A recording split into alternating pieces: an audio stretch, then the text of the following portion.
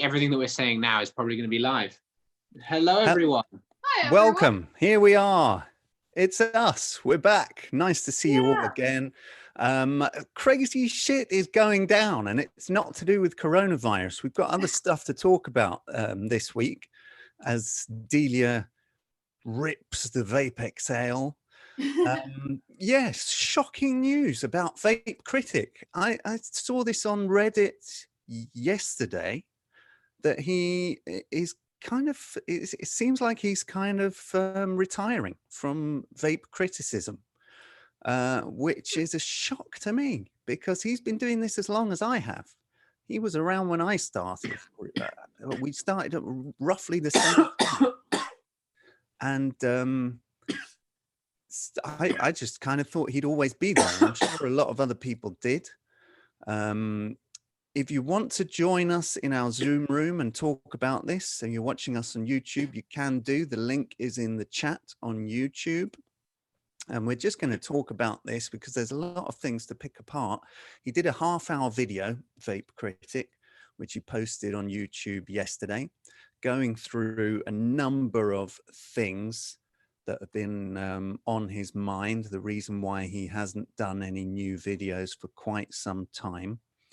None of it is a huge surprise. He started out talking about his product, the G43, which is his own vape setup. It always looked kind of promising in terms of the performance, but I'm not sure it was a consumer-friendly product.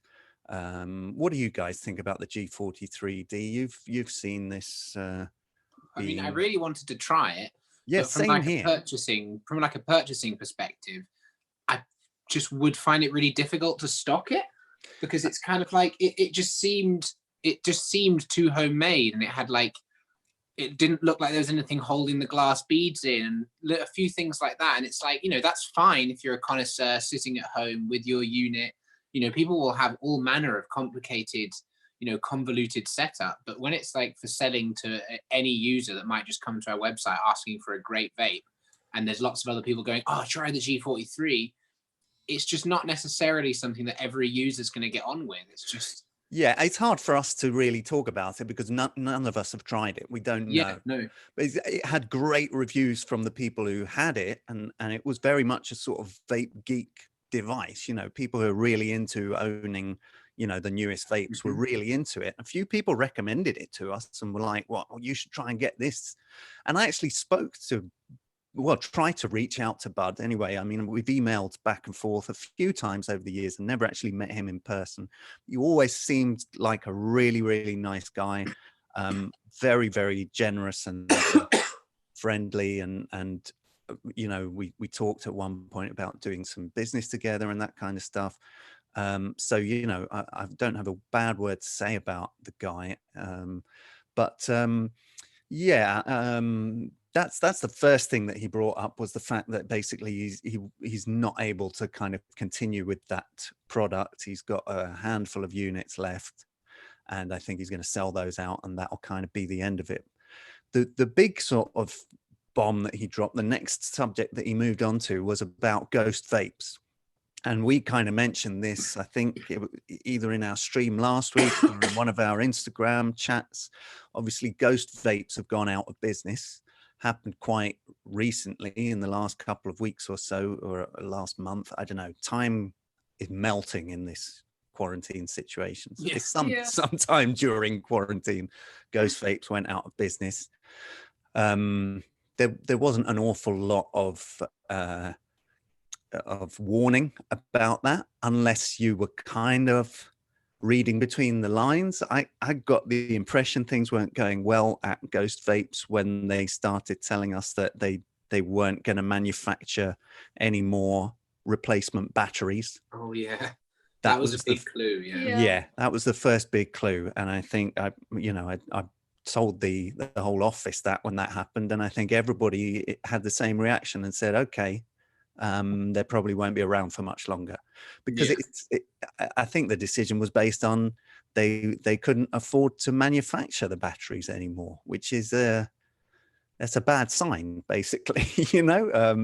What are people supposed to do when they've spent 300 odd pounds on this vaporizer, or 200 odd pounds on the vaporizer? I believe we've got an extra person in the room. Yeah, we do, but without any video. The iPhone, we don't allow people to join this Zoom room unless they show their video. Yeah. If you don't want to do that, I'm going to have to remove you, which means you won't be able to rejoin. Okay. The iPhone's gone anyway. Yeah, you can join us by all means. The link is on the YouTube chat, but you've got to show your video. So yeah, that was a kind of a blow. A lot of people have been down on Ghost Vapes for a long time, actually, and on the Ghost MV1, and for a number of reasons. And a lot of people blamed Bud himself for promoting it so heavily, and maybe not highlighting some of the issues. And I guess you could blame us of the same, or blame me of the same thing, because I've promoted the Ghost MV1. We gave it an award a couple of years ago, best portable new vape for whatever year it was. And I was impressed by it, so I'm not lying. I certainly was never paid anything by Ghost Vapes, that we weren't hired to promote their product. We just saw it as a good product, and I wanted to sell it. Seemed like a good idea at the time. I mean, we had quite a lot of people yesterday who were saying how like Ghost Vapes were kind of their go-to portable vape and how much they liked them. So, I mean, it's not like everyone's down on them as well. It's, Yeah, I suppose it's easy to get that impression when you read like Reddit threads and you see all the negative comments. And generally speaking, on those kinds of threads, only people who've got negative things to say actually contribute. People who are just enjoying their vape are just enjoying their vape. And I always enjoyed using the MV1 in terms of the hits you get and the flavor.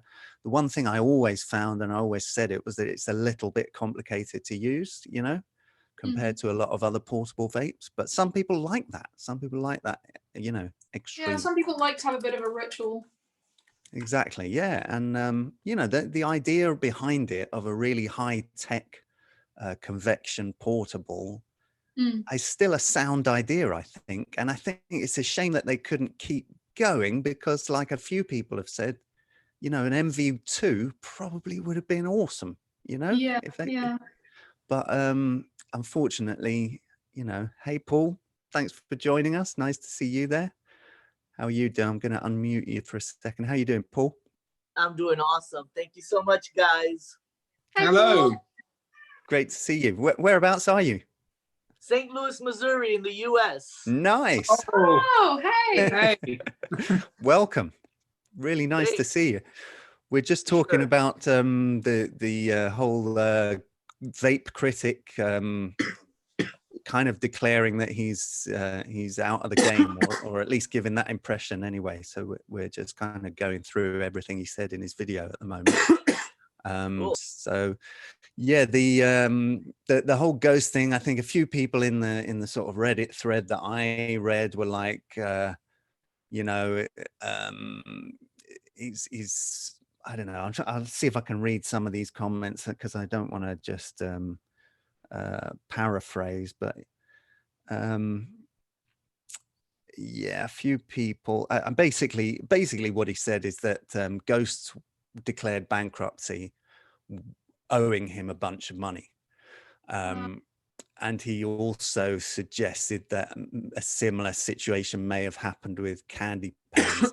not that Candy Pens have declared bankruptcy, but seemed to suggest something has soured between his relationship with Candy Pens as well.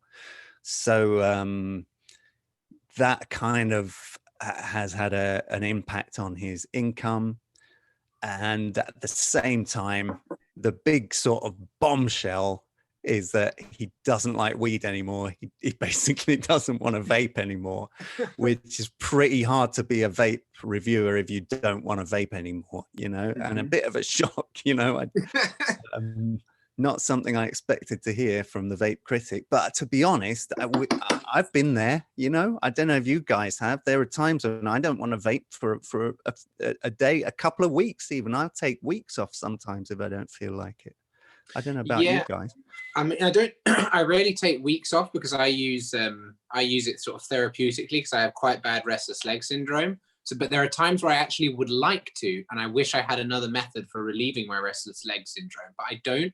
And I almost find myself like kind of looking at my vape in a way that's kind of like, I just don't want to deal with the basket, or I don't want to deal with, you know, other days I love it. I love cleaning it and fussing over it and going and spending half an hour with DC Clear, like making sure that there's not a single fucking little watermark on the whole thing.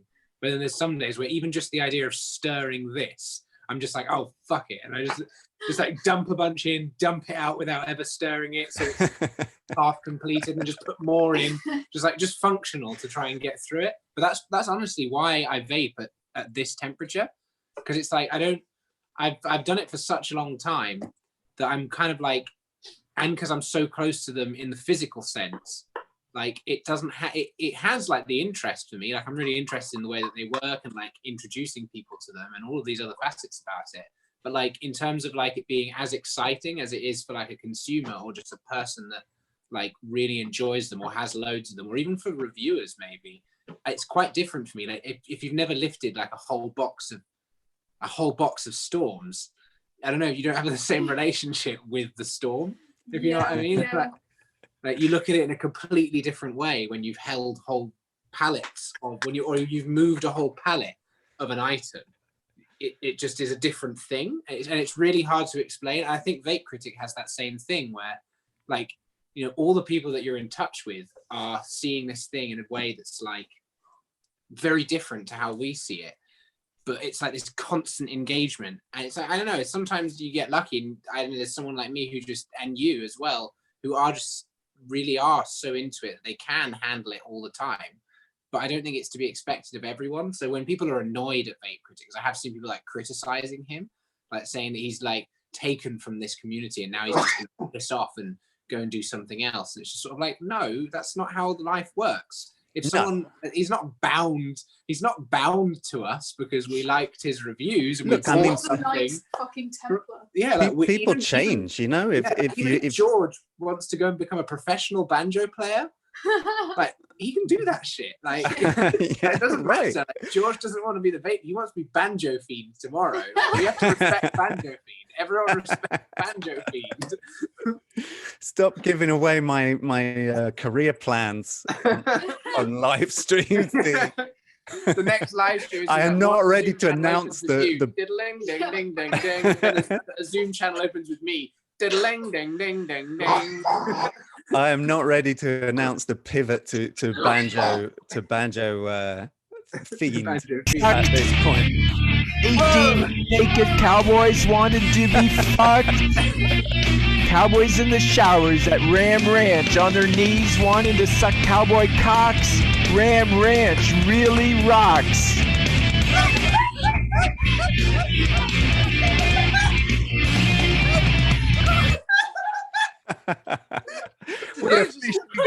Rock on, Cowboy Ranch. Nice. Okay. Well, thank you very much for the Zoom bombing. I haven't actually had one of those yet. I'm glad I can now fully Zoom bombed by a naked cowboy. Who was that? Was that you, Zaticus? No, it was a guy who came in and left immediately. Okay, well, I kicked him out. Man, I wish that was me though. That was a nice hat. So yeah, apologies for the Zoom bombing, but I actually quite enjoyed that. You know, I'm up for that kind of it was very anarchy. It was very intense. Yeah, it was like so intense and loud. Yeah, like, yeah. It was great. We welcome creative. What was going on? Yeah, wow. Yeah, I mean, yeah, I know what you're saying. I'm reading. Here's a comment that I saw on Reddit. It says, well, actually, it's a little mini thread. There's one guy, Duplicitous, says, "Lol, oh no, Ghost fucked him over after he spent years shilling their shitty product to people. My heart bleeds. It's good that he Oh, George, you've gone quiet again. George, no mic, no mic. Actually, I think Paul and Zoticus are also. Yeah, they're I get muted. no warning Can when we- my microphone drops out. Can you hear me? Oh, Paul's got the brilliant. Paul's got the grinder. brilliant cut. Hello, I can you think, hear me now? unfortunately, I think he's I can't. muted at the moment, but and so is Zoticus. Hello, can you hear me? Esophagus puts himself on mute. Oh, fair play. Gotcha. What about Paul? I think Paul has himself on mute. Oh no, Paul's accidentally muted. Oh, Just to make sure y'all can hear me, right? Yeah, we yeah, can yeah, hear you. yeah. Paul is silent. Paul is silent. Can we? Can you guys hear me?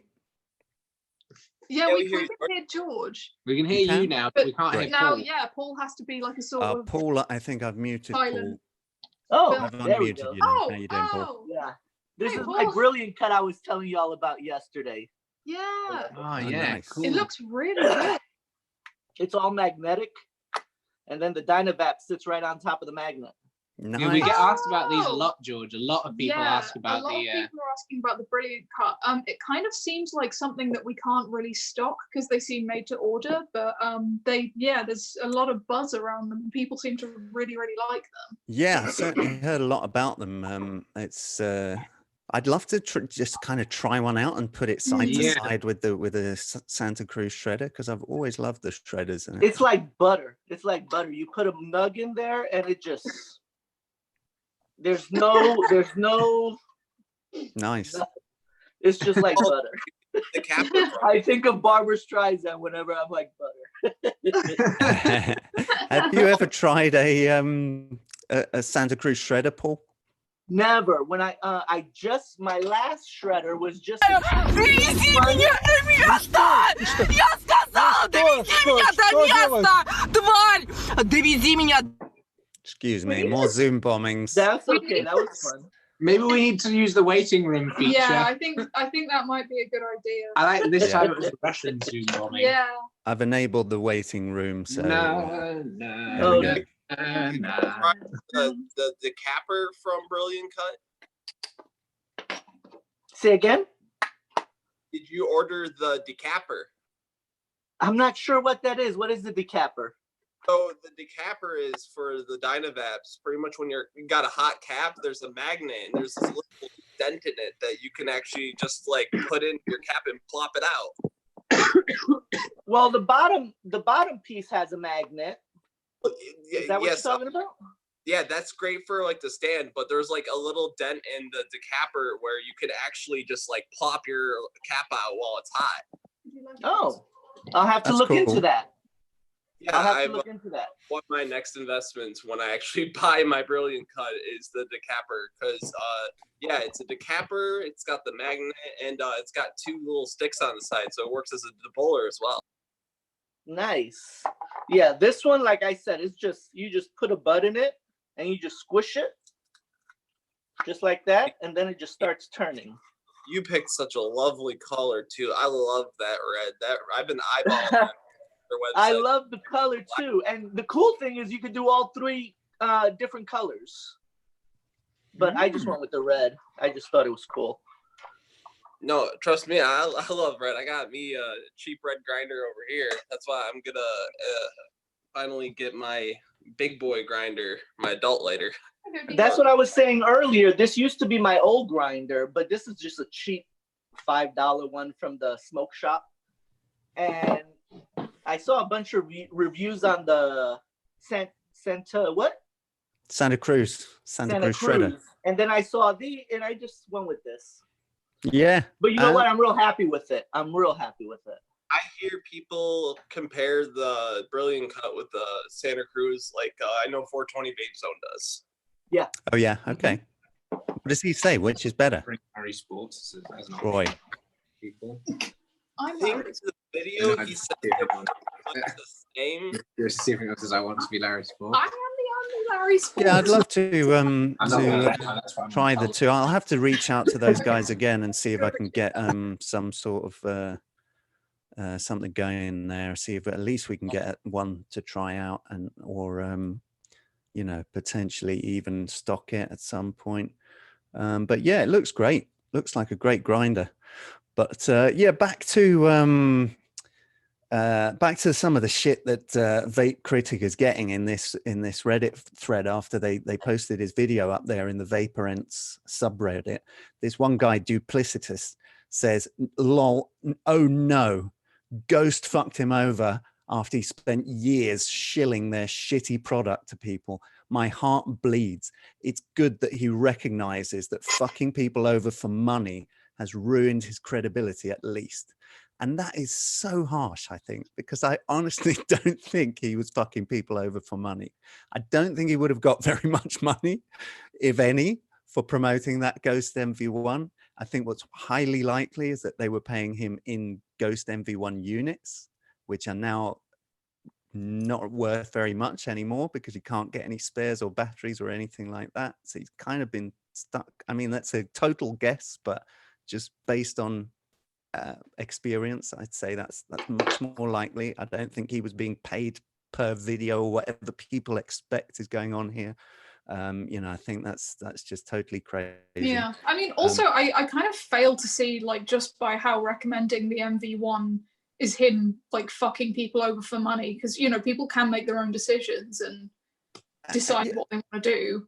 I still think the MV1 is a good vape. I think what's happened is There's plenty of people who do. Better vapes have come along since the MV1 was released, and yeah, you know, I couldn't have predicted the Tiny Mite, for example, and I couldn't. It's hard to know when you're being presented with a brand new vape that has all these. You've gone quiet again. Also, hey Ruby, it's nice to see Ruby again. Hello, everyone. Oh, hey. Hello, welcome. Hi, Beth. Hi, Delia. Hello, George. Hello. Hi, Yeah, what are you doing? Yeah. Hello, Paul. Thanks, sir. I try to be more synchronized with you guys. Typing is not so easy on YouTube. Yeah, and there's sometimes a delay in YouTube. There's always a delay. 5 or 10-second delay. Yeah, sorry about that, everybody. My microphone dropped out. How you doing, Vape the Herb? Nice to see you. Thank you very much, George. How are you? Yeah, really good, man. Yeah, so yeah, I kind of think it's hard when the guys from Ghost, you know, came along before it was released, and they were like, "Here's this great product. It's got these features. Give it a go." I gave it a go. I tried it. I was like, "This is good. You get these nice hits from it. You know, it's got these clever little features. The removable crucible, ceramic crucible. That was a cool feature. Nobody had ever done that before. There weren't really any heat on demand portable vapes other than the Firefly. This was the first one to bring in like really heavyweight battery power, and the sense that this was a device that could replace a home unit. You know, and that was new at the time. We didn't have the Tiny Mite. The best thing we could compare it to was the Mighty, which was in a similar sort of price bracket. And if somebody's coming along and showing you Ghost MV1 like 2-3 years ago, or whatever it was, and saying, "Look at this, compare it to the Mighty. Do you think this is going to be a good product?" I still think that there are a lot of ways in which it's better than the Mighty. A lot of people prefer the Mighty because it's simpler to use, and you get the hits, like no nonsense hits from it. You just turn it on and go. But a lot of people prefer the MV1 because the flavor's better. It's a bit more efficient. You know, it's got a little bit more control and that kind of thing. So it's still a tough one to call. So to say he's shilling a shitty product and fucking people over is just unfair, I think. That is not reasonable, to be honest. I think the guy's worked hard to provide independent reviews. He's one of the few reviewers out there who actually is independent. And yet there is a fair point to be made, which is if you're depending on some sort of income from either vape manufacturers looking to promote their product or something like that, then does that compromise your integrity as a reviewer? You know, and that's a difficult question to answer, because people have accused us of having compromised integrity as reviewers because we're retailers. We're actually selling the products we're reviewing. My argument against that has always been we choose which products we stock. So we review them anyway, and then we decide if it's good enough to carry in our store. So in a sense, we are independent, because nobody's paying us to stock these products. We're choosing which ones we think are going to be successful. But at the same time, we're running a business. We need to sell the products. My approach has always been, if you're honest and you stock good products and you give good aftercare, people will keep coming back.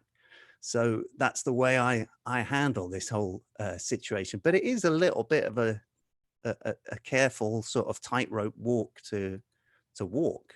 Don't you think, Dee?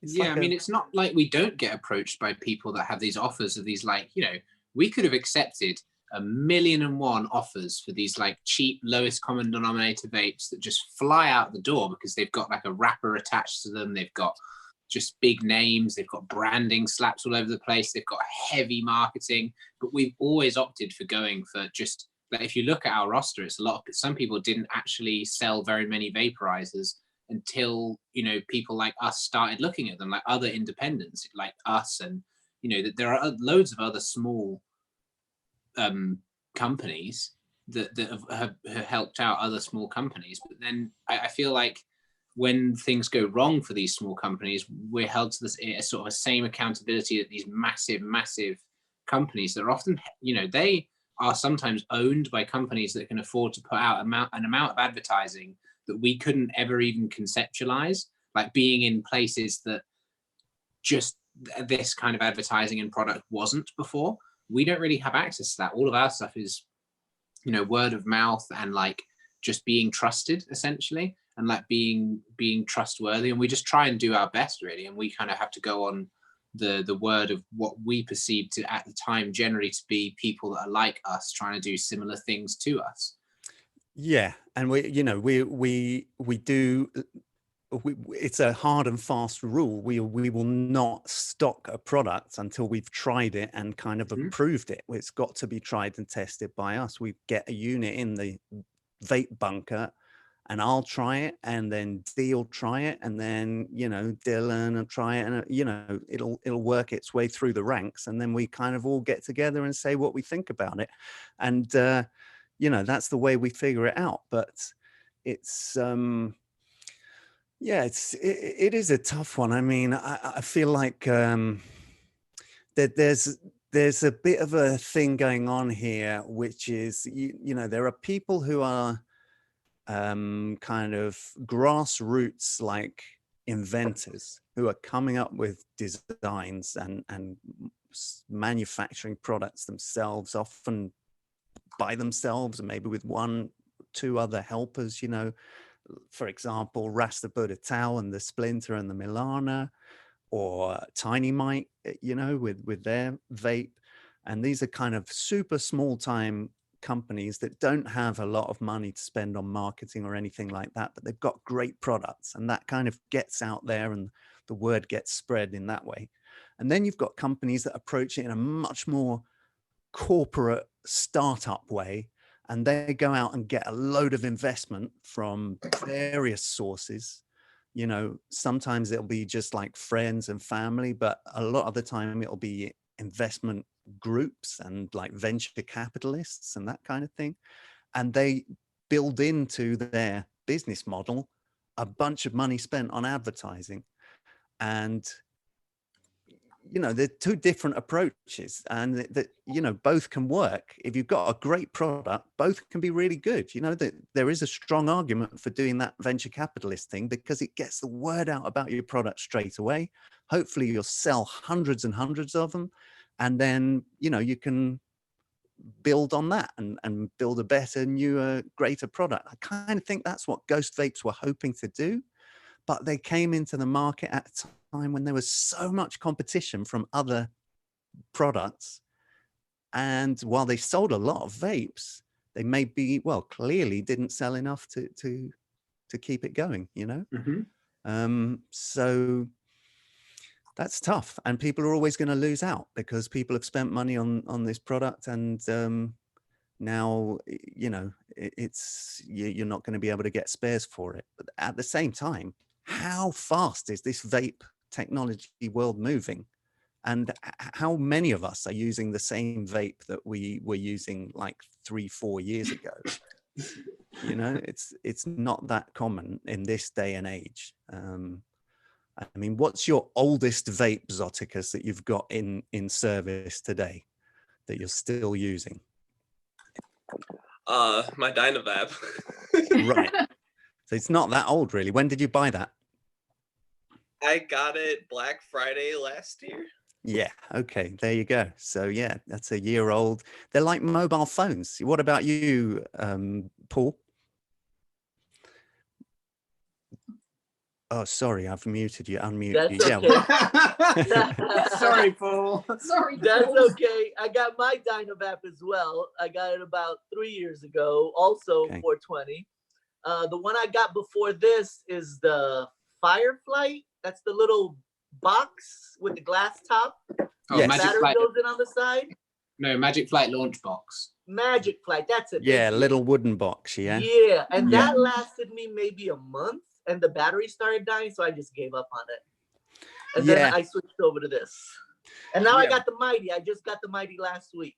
Right. So, you know, it's a fast moving market. And if you've got a sort of cutting edge vape and you can't sell out of all your stock in like a year, then you're likely to end up in trouble because something new is going to come along that's better, or it's just newer and people want the new thing, you know? So it's a difficult one, really, really tough. And I do really feel for Vape Critic because he's backed himself into a corner in a way. His name's Vape Critic. He can't suddenly use that name and do something else. I think he was one of the first reviewers I ever saw. It's Yeah. a shame he's leaving. I think he got he was getting yelled at a lot by the internet, and he was just over it. Yeah, he got a lot of stick for basically shilling is what people Mhm. used to accuse him of. And I actually think, you know, I guess he must have made some money from that, but that's his job. He's doing it full time. You need to earn some cash somehow. So, you know, I can't blame him for that. And I've always found what he said to be truthful and, you know, good criticism of vapes. You know, if you wanted to go in depth into a new product, you'd sit down and watch like an hour of Vape Critic going into all the fine details about it. And that's the kind of content that people really want about these kinds of products before they're buying it. So it's a shame that that's not going to be available anymore, to be honest. So let us know, everybody in the YouTube chat, what is the oldest vape that you are still using and when did you buy it? Because mine is the Vape XL Evo. I've had that years. I can't even put a number on it. It's got to be at least 5 years, something like that. So, and that's still going strong. And you've had yours a good couple of years, is it, Dean? Yeah, Maybe and this one's made, and this one is a Franken Evo that I made of broken Evos from the trash. So who knows how old this Evo is, or at least who knows how old this half is, and who knows how old this half is, and then who knows how old the circuit board is versus the coil. Oh, and the bamboos also from one someone sent back for a replacement, which had plastic in it. I arduously spent like 20 minutes with a scraper just going to get all the plastic. Alex says his oldest vape that is still in use is the Pinnacle Pro. It's just about still works, but I don't use it.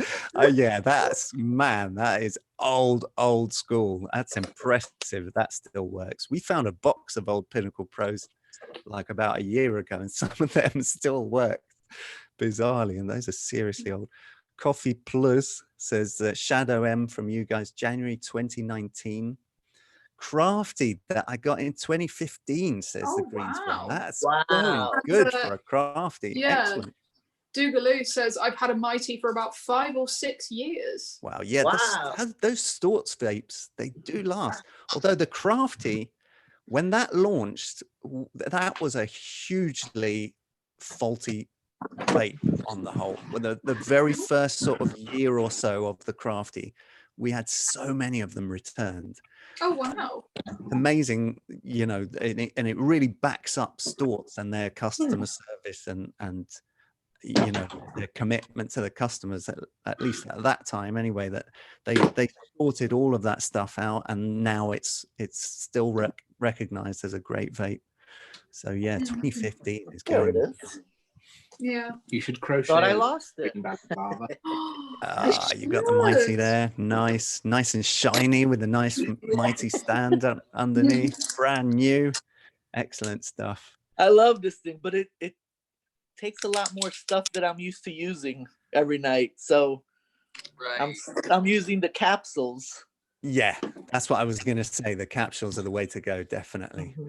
But yeah, it's a lot better than some of the bigger Storts and Bickle vapes, like the Oh, Plenty. for sure. I heard the Volcano uses even more. Yeah, yeah. Oh, so much. And I think the Plenty uses more than the Mighty, but the Volcano uses more than the Plenty, something like that. Yeah, I mean, with the Volcano, you can use less, and you can with the Plenty as well. Now they've got the capsule adapter, so it kind of shrinks the bowl down. But yeah, it's Even with the bowl shrunken a little bit, it's still quite a lot. It still gets quite a vast amount. Oh, check the waiting room, George. Vape the Herb is in the waiting room. Here we go. Oh, no. Bringing him in now. He won Excellent. that Shadow M a couple of days ago. That's right. Yeah, he did. Yeah. That is right. You haven't got that yet, have you? I only packed that up and sent it over the weekend. Mhm. Sorry, or guys. last week. I closed the application. No worries. No worries. It Vape the Herb. happens. You haven't received your prize yet, have you, Vape the Herb? I think it's coming tomorrow. Oh, cool. Oh, That was nice. quick. That was fast. Excellent. I'm checking the GLS shipment tracking, Nice. That is cool. Yeah, but GLS. What country are you in, Vape the Herb? Austria. Have you ever had deliveries from GLS before? I believe last time you sent me something, it was delivered by GLS. Okay, good. Yeah, but it's funny because sometimes Royal Mail hands it to the official post here, and sometimes they post it to DHL, and sometimes they post it to GLS. I don't know how the tariffs are. Yeah, I'm not sure how that works, but I'm really not a fan of GLS because if they don't know you, if you're not a customer that they've delivered to before, then they'll sometimes just take it to like your local, whatever their local shop is, and just leave it there without telling you. We talked about it last time. We have this problem with DPD, and you love DPD in the UK. Yeah. Funny thing. No, I think GLS is not that bad in Austria. Okay, that's good. Yeah, yeah. So let's have a look. What are other people using? Storm from 2017. Nick May has a Puffet X. That is pretty old school as well. That's one of those little asthma inhaler vapes. I always thought the Puffet X was great with the what's it called, the dabbing adapter. Like it had a little concentrates adapter, came out way too late, like about a year or two after the Puffet X came out. He finally released the concentrate adapter. It worked so much better as a concentrate vape than as a herb vape, and you'd get these nice big rips. And obviously because it's concentrate, you just take one hit usually, so it's a bit more like using an asthma inhaler. Like with the herb one, you'd be sitting there like chugging on it. So it kind of was obvious that you're not just taking a quick hit from an asthma inhaler. But yeah, unfortunately that never took off. But yeah, that was a cool little vape. Did you ever have the concentrate adapter, Nick May? It was one of the best kind of pen style concentrate atomizers that I'd ever seen, because at the time everybody was doing the thin coiled wire around either a bit of cotton or a bit of ceramic, and the Puffet X's one was like a wide ribbon, so the flavor you got from it was great because it didn't have to heat so hot, and you didn't get that metallic burning taste that you used to get from old concentrate pens. So yeah, it's a shame that that didn't work out. Look, we got another guy in our waiting room, Ben. How you doing, Ben? Nice to see you.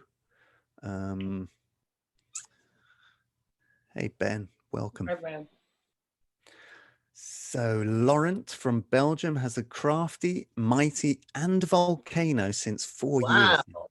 It's got the full complement there. That's great. Someone's missing them plenty. Yeah, yeah, that's right, Paul. Need everything. That guy needs to talk to Lady Buds of London. She's got every single Storts and Bickle. She brings a little table around with her so that there's somewhere to put them all. Literally a little fold-up table. It's crazy. Wow, a dedication. That's the way to travel. So let's see. Cleaner Highs has had his Ariza Solo 1 since 2015. It doesn't get used, but it still works. Vapes were built to last back in those days. The Solo is a beast. It just goes and goes and goes. And if the battery dies, you unscrew it, put a new battery in, and it'll go and go and go and go and go. Just a fantastic product. Excellent flavor. Yeah, Alex bought that Pinnacle Pro. Oh shit, I love that. Years ago. Yeah, did you have a Pinnacle Pro, Ben? I did till it melted. Yeah, it was great. It just melted. The cap like came off, it broke in several places. It got to a point where the whole thing was held together with duct tape, and you'd have to hold it like this and go. It didn't look great, I've got to be honest, but the vape was brilliant, and then it died. For the time, like there were no vapes that pumped out vapor like that at the time. Well, it was mind blowing. That's why everybody was willing to put up with the plastic melting and mouthpieces cracking. Oh yeah, I'd buy another one. I mean, I'm not sure I would, to be honest, because that plastic, I'm sure that wasn't healthy, you know, like inhaling whatever was gassing off of that plastic. I mean, but again, that's one of those things, you try it when it's new. And we were like, this is amazing. We've got to have this. And then it wasn't until like 3-4 months later that you started seeing the issues develop, you know? And that's always going to be the problem. Reason we don't have Vape Critic anymore. Yeah, that's right. We were just talking about it, Vape the Herb, before you joined. Yeah. But I think the Crucible system is actually not bad. It's the only system that prevents herb from falling around when you're not at home. Because at the time they released it, there were other on-demand vapes. I think the Firefly, the Splinters. I have some of them, but the problem with them is either way, if you're pulling it from a tight vac container, or if you're just filling the Firefly bowl, there's a big chance that the herb is flying around, even if it's not windy. But if you're changing a crucible, there's zero chance that you lose a herb. Okay, filling them is another story, but changing the crucible is the easiest thing you can do. Yeah, no, you're absolutely right. I think I always thought the crucible was a cool idea. It didn't quite, you know, that lid being a separate piece. That was a letdown, you know, because you're going to lose that lid basically. Yeah, and there's another bad thing about the lid. Many people complain that Ghost and Weed One doesn't produce vapor from the first inhale you make, but that's actually not the problem with the heater. I think many times the small holes in the lid get clogged up. So if you pull really, really hard, it will open them up. But I figured it out just by accident. I was vaping a lot of concentrates on it, and it happened a lot more extreme with the concentrate because it clogs up the things. And then I found out if I pull harder, it opens up the clogs, and there's no issue with not heating. Yeah, that's true. And there were a few other little issues like that that were very difficult to explain to people. And people would, you know, obviously your vape's working great one day, and then the next day you're not getting a good hit from it. You think your vape is faulty and you want to send it back and get it fixed or replaced. But inhalation speed is in general a big issue when you're vaping, and it's a bigger issue when you're using on-demand vaporizer. Because I was using an e-cigarette, and I was lucky enough to have those experiences. and that helps when you're using a dry hay vaporizer. That's definitely true. And also the other thing was the crucible. You know, if the crucible would get slightly out of alignment or something, then again, you'd get it wouldn't make an airtight seal or whatever, and you wouldn't get the same hits anymore. And so that's, you know, there's just little things like that you needed to figure out.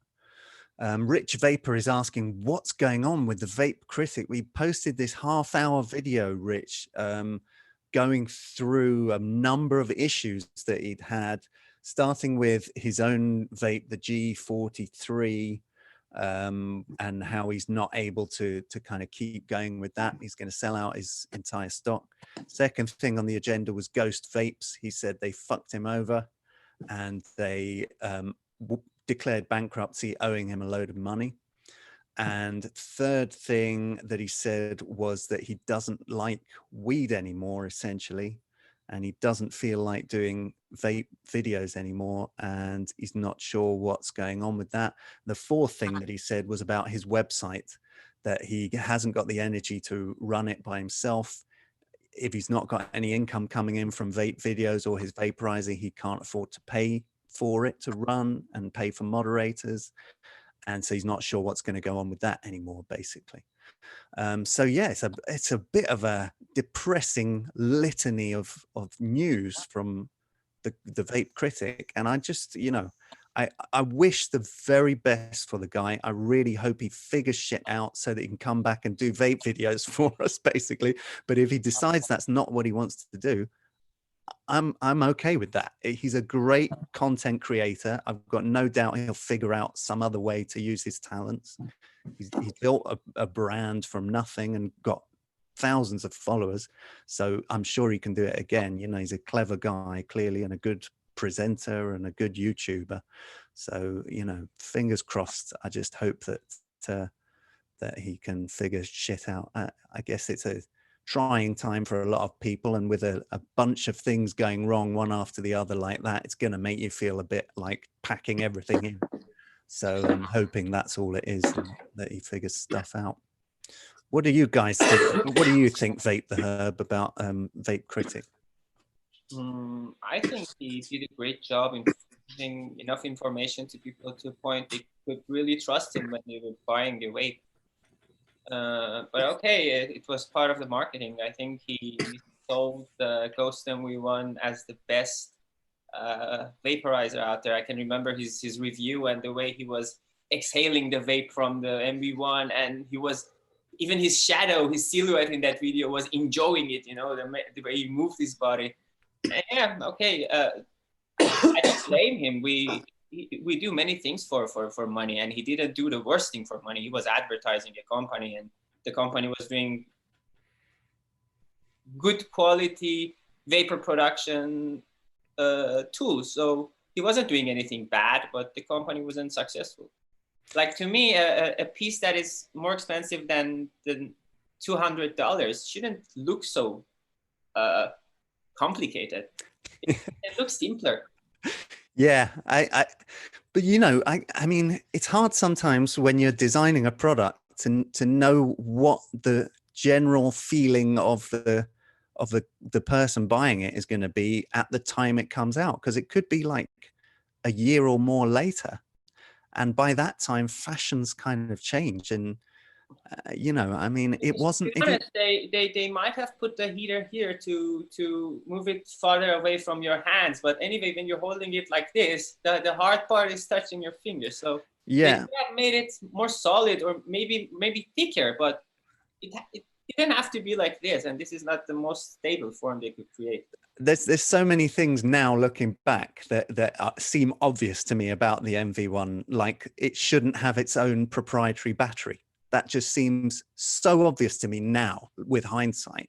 You look at it and you say, come on, if the company's going to go out of business and they can't afford to manufacture batteries anymore, then that kills the product for everybody who's bought it, you know, and that's terrible.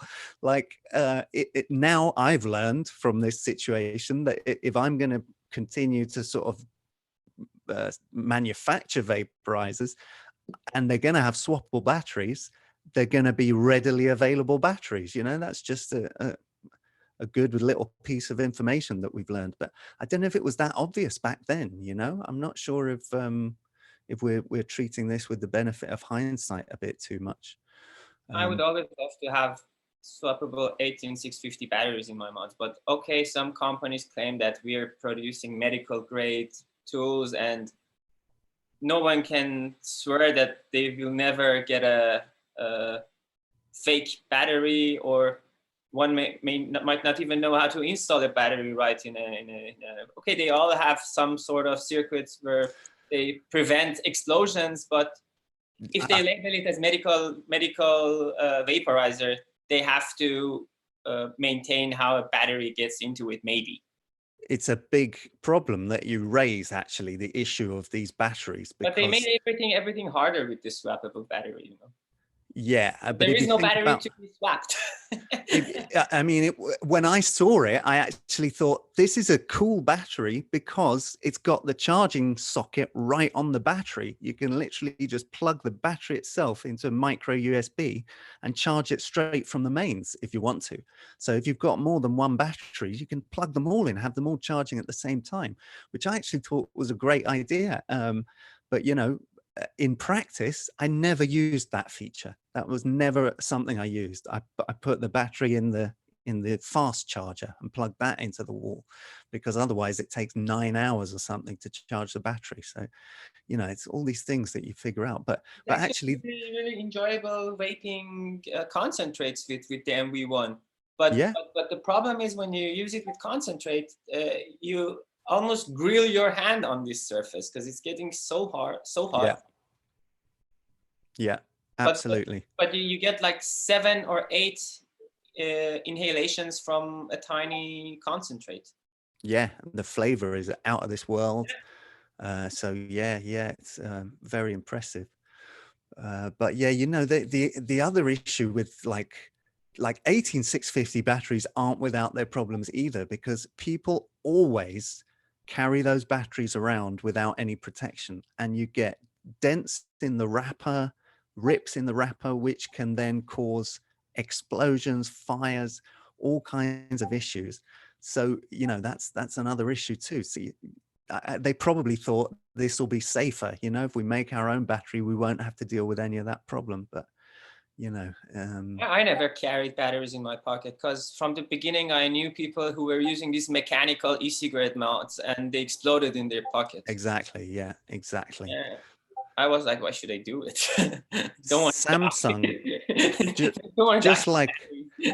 just like a couple of months ago, Samsung contacted through their lawyers a bunch of vape companies, sent like cease and desist letters saying you're not allowed to sell our batteries for vapes anymore, because they've had so many like personal injury claims brought against Samsung because of people not taking the correct care of their batteries, and they catch fire, and then some ambulance chaser lawyer says, hey, I can get you some money out of Samsung, and they'll take the case. And then Samsung were just like, listen, we'd rather not have our batteries be used for vaping than have to deal with these cases being brought up all the time, because, you know, too many people aren't taking care of these batteries. So, you know, it's a difficult one. I wish somebody would come up with a renewable power source. Like the other issue is they're made from lithium, which is a finite mined resource. You know, if we had some sort of great renewable battery that doesn't harm the planet and, you know, lasts forever and can be recharged, like that'd be awesome. You know, maybe one day. So Uber Dog says, it just seems like Ghost plans this bankruptcy, filled their pockets and ran. I bet they're both sitting on a bought island, sipping on a drink. Greensfield, I do not believe that. I do not believe it. I don't think anybody plans that bankruptcy. A lot of people have lost their jobs over this. It's not been a great situation. I even think they tried to prevent it to the last moment. Yeah, I think so too. You know, there was desperately. And I think they're still trying to prevent it. I think, you know, they didn't announce anything officially, at least.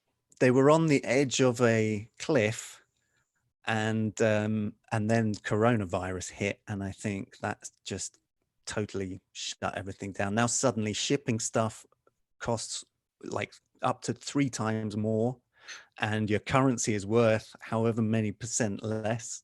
And if you're already on these fine, tight margins, and you've already discounted all your stock to the maximum level, then this kind of shit just, you know, that's the end of the story, unfortunately.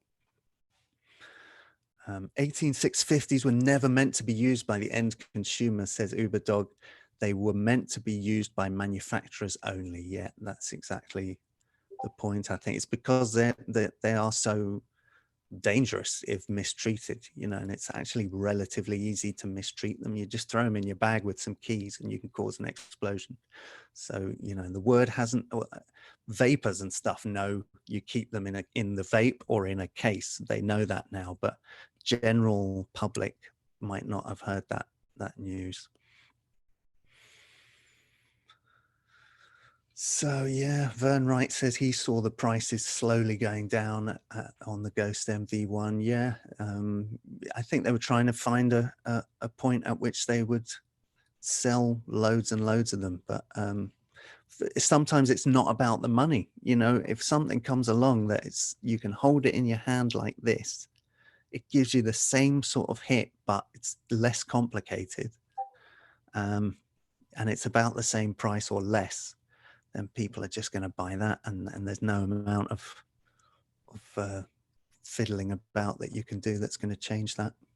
What mouthpiece have you got on your Tiny Mite? This is actually a production sample of a new mouthpiece. I've got a bunch of these.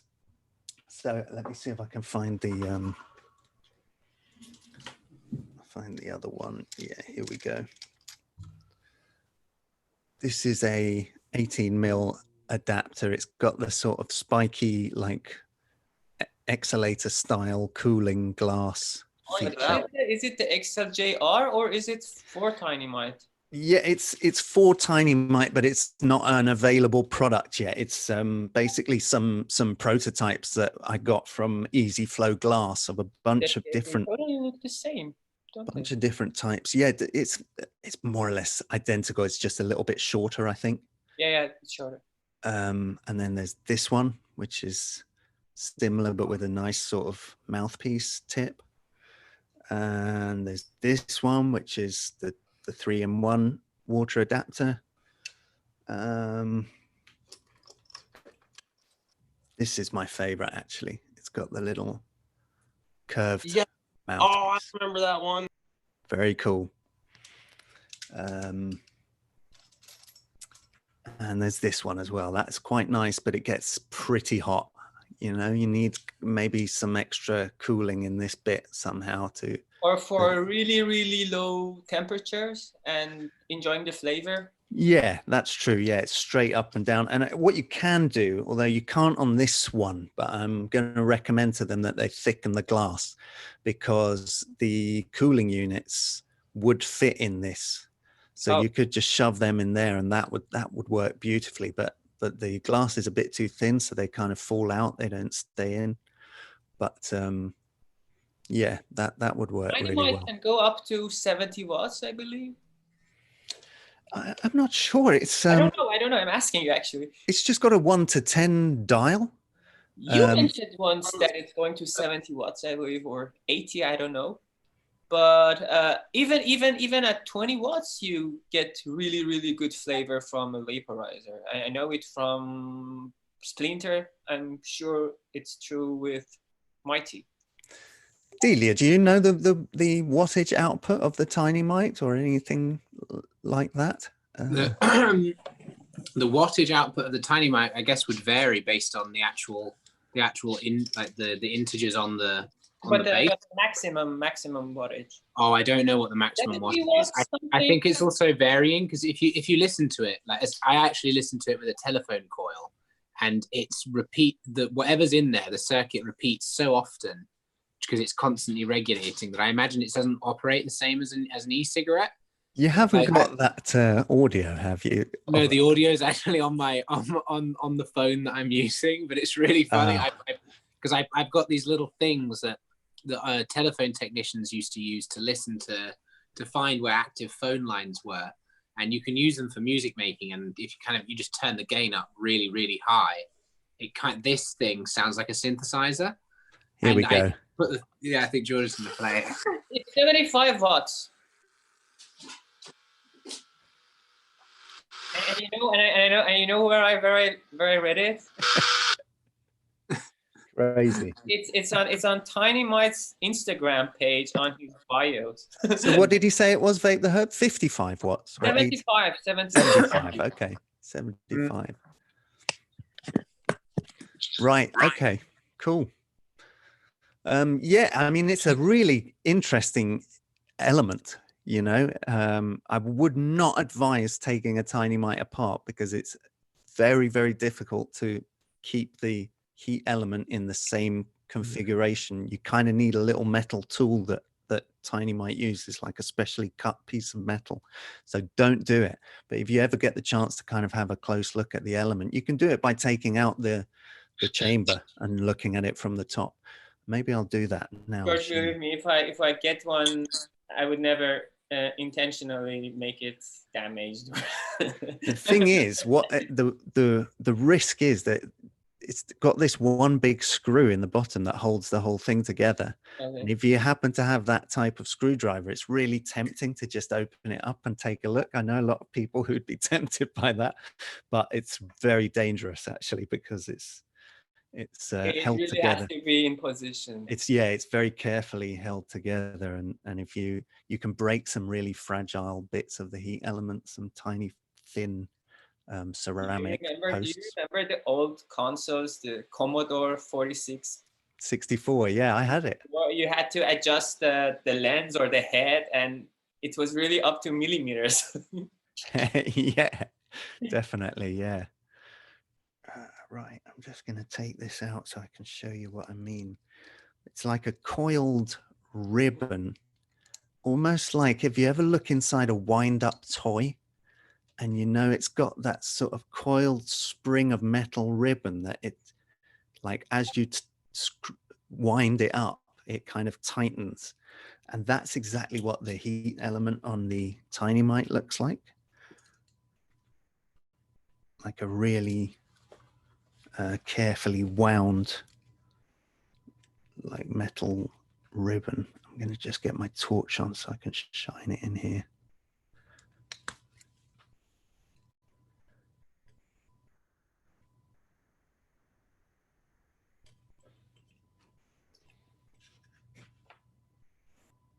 It's really hard to see, but maybe if I turn it on.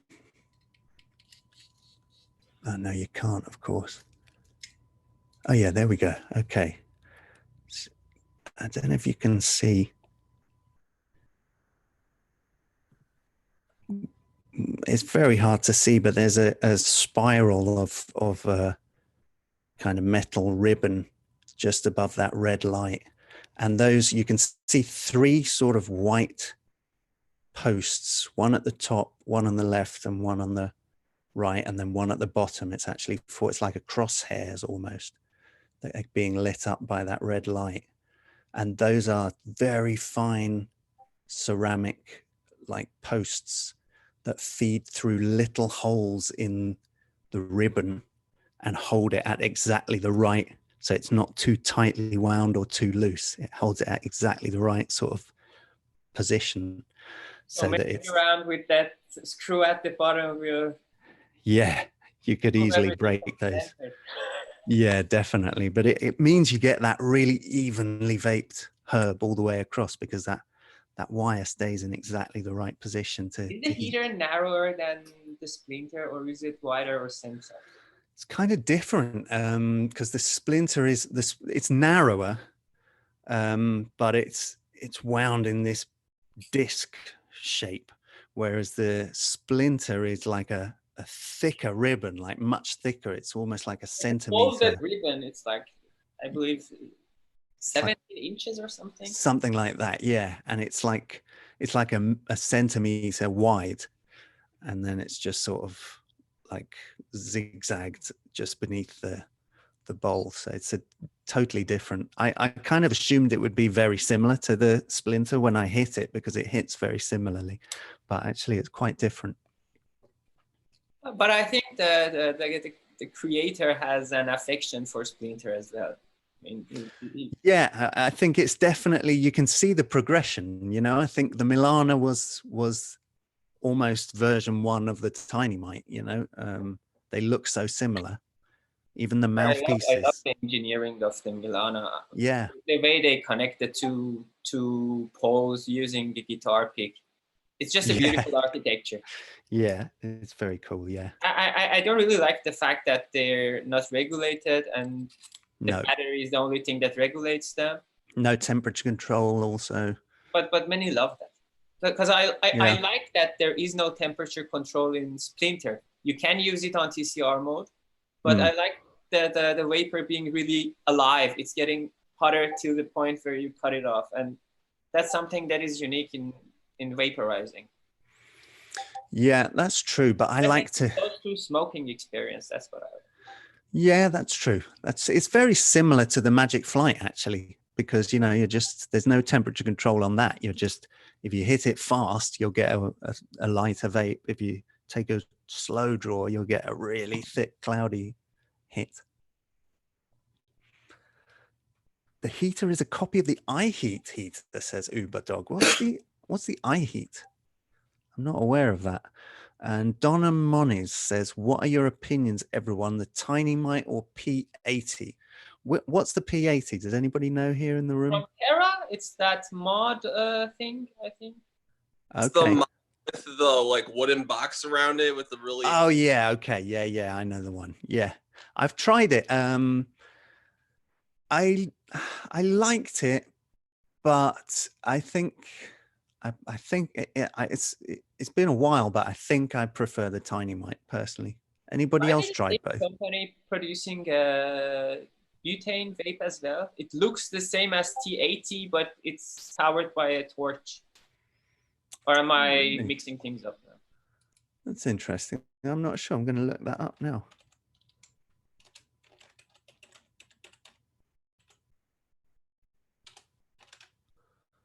From all the reviews I hit it is like a Rio rig. You hit it from bottom up. Sorry, what was that, Zarticus? Everybody on YouTube, all the reviews, like 420 Vape Zone and Jerry on Think Tank did a comparison, and they said they pretty much are similar. It's just what do you prefer? Yeah. Like they like a bunch of good points. Like they're very similar in all these ways. There's only like a kind of few like that they differentiate, but like I mean, really, what do you prefer? Definitely the P80, like these beautiful like custom patterns and stuff. That is a next level sort of beauty. They look nicer than the Tiny Mite. I love the look of the Tiny Mite, but some of these, look at these custom ones on the front page of their website. It's just amazing, like incredible stuff. Beautiful sort of carvings and stuff. Let's see if they do have the torch powered. Yeah, they do. They have one called the Piro, which is like almost like a sticky brick. Yeah, like the flip brick. Yeah. Yeah. That's nice. I've seen Troy try to combo that with the Rio, the all-in-one rig. Okay. They also have a concentrate like dabbing device called the Straw, which looks like a coil with a mouthpiece, basically, like a heating coil with a long whip mouthpiece. Oh no, that's not a mouthpiece. That's like that screws into a 510 mod. Okay, that's weird.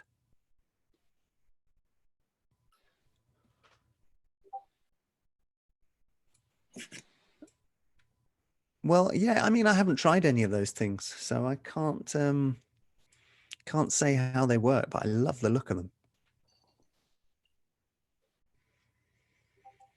Richard says he loves his P80, the best vape I've ever used.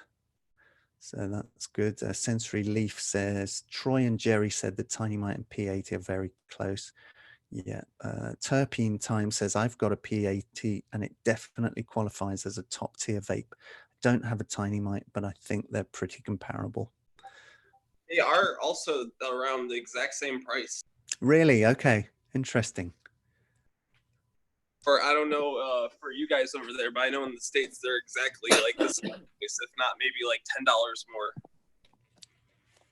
And aren't they like the P80s? Are they made to order? Are they all custom like pieces, or does he do like a manufactured version as well? I'm not sure. I think he does a manufactured because he's been making other stuff for a couple years now, I think. Because that's different to the Tubo Evic, is it? They're same company, but different model, I guess. I remember trying the Tubo Evic, and that was cool.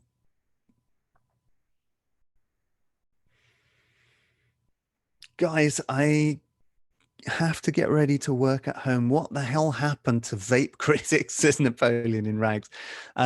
He's done a video that suggests that he's going to retire from doing vape videos and maybe shut his website down. And certainly not work for it anymore because he doesn't like weed anymore. And he seems like he's having a really hard time. He got he says he's owed money by Ghost Vapes who have gone out of business. And, you know, some other stuff's happened business-wise. He's not having a good time. Napoleon in Rag says, I got my Mighty about a week ago. Dare you to take it from my dead hands. Yeah, apparently they're all custom and he has some pre-made, says 100 Johnny G. So that's nice. Nice to see sort of custom made vapes around. Well, I think we're going to call it a day there, guys. We've had a nice little session there. Lots of interesting chat. Nice to see you all. Thank you. Yeah, thanks, man. Take it Nice to easy. see you all. Have a wonderful day. Have a nice evening in Europe, and the rest of the world have a great time. Thank you. I think Delia's. Yeah, if anyone wants to carry on chatting, we've got a Discord server open, so you guys can head on over there, and we can, I don't know, take the chat onto that. It's a much more sort of comfortable platform to chat on than Facebook or the YouTube chat room, because it's a bit hectic and fast in the YouTube chat room. This is a bit more organized, and you guys can splinter off and talk about specific subjects if you want to. You don't all get jumbled up together. There's different threads for different topics. Yeah. So yeah, you can take your time a bit and go check it in your own time, put it on your phone. I just got the app on my phone. I've never used Discord before, but it seems pretty cool. I'm into it. So yeah, if anyone's been following since the Green Balaclava days, you'll earn the coveted role of true vape fiend, which gives you the golden text. Although for some reason George's is green. I don't know. Yours is supposed to be gold. Cover even changed color. Be good if you could actually get like a green balaclava. Thing. The lighting and the camera and the filming technology changed. Yeah, that's exactly it. Yeah. Yeah. Yeah, it'd be cool if when you reached a certain level, you could put a green balaclava on your avatar. And I think I actually can. There's an app where I can set it up so that they can only unlock an avatar with a green balaclava when they reach a certain level. And you are essentially, I've already set it up so that you unlock levels the more you chat in the thing. And when you unreach, I'm going to set it up so that when you reach a certain level, you get into the secret giveaway chat room, which is where you find out about the sort of the secret giveaways that we're going to do. Nice. So how do you join that Discord? Are you going to put yeah, I'm going to put a link right now. So give me a second. Because I was searching for it, I couldn't find it. I think it's called Vape Fiends with an S, but I'm not sure if you can find it by searching it. You might have to. So here, I've just put the link for the Discord in there. So as soon as you guys get in, just go and check the rules section, and then go over to the roles section. Just it's just a one-letter switch, so it's a bit confusing. Yeah, go from rules to roles, not roles to rules, rules to roles. George, how come you don't know where the Discord is? You are already on the Discord. There is George Vapefin. Yeah, I got on. I figured it out in the end, just before we came onto this stream. But yeah, so it'd be great to catch you there, and we'll let you know of anything else we're doing. And you're probably going to do some Twitch gaming at some point, are you, Dee? Yeah, we're definitely doing some Twitch gaming tomorrow, and then we've got a giveaway coming up on Thursday. Excellent. Yeah, one of those Dynavap lunch boxes just Oh no, over. On Thursday is the Sapphire. Oh yes, that's right, the Sapphire. Yeah. Okay. Yeah. Nice. Well, that's a great little prize. So yeah, see you all there. Cool. Take it easy. Yeah, Cheers. thanks Have a great one, guys. Bye. See you later, guys. Bye. Bye-bye. Love Vape Nation.